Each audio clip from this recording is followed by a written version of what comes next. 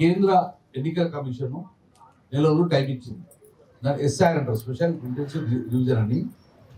ఇందులో ఓటు హక్కు నమోదు ఉంటేనే నీకు ఓటు హక్కు ఉంటున్నట్టుగా. జూలై 24 లోపల ఓటు హక్కు మీరు ఆ నమోదు చేయకపోతే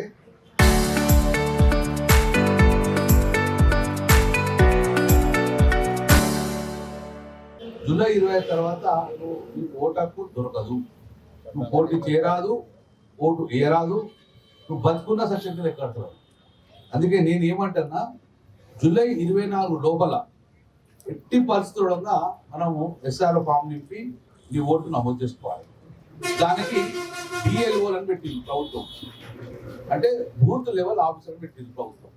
వాళ్ళకు దొరకరని చెప్పేసి మన పార్టీ నుంచి బిఎల్ఎల్ పెట్టి, అయినా కూడా కొంచెం వాళ్ళకి అవగాహన లేదు, చెప్పగా ఇంకా కూడా మందకొండ పోతుంది. కాబట్టి మేమే మరొక శిబిరం వేసుకున్నాం, సపోర్ట్ ఉండాలి. అల్టిమేట్గా మీ ఓటు జాగ్రత్త,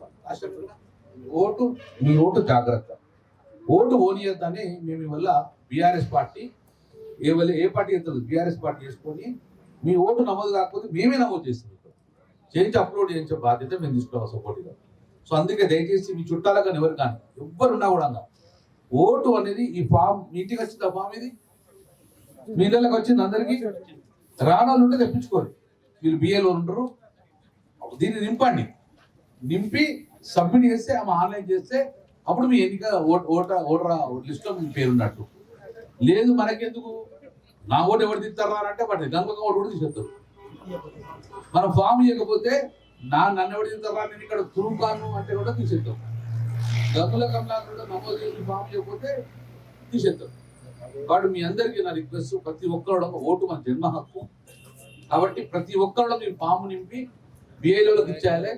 వేరొకరు టైం పడుతుంది మళ్ళీ అప్లోడ్ చేయాలి. కాబట్టి ఇమ్మీడియట్గా అందరూ ఫామ్ నింపారు వాళ్ళు దయచేసి.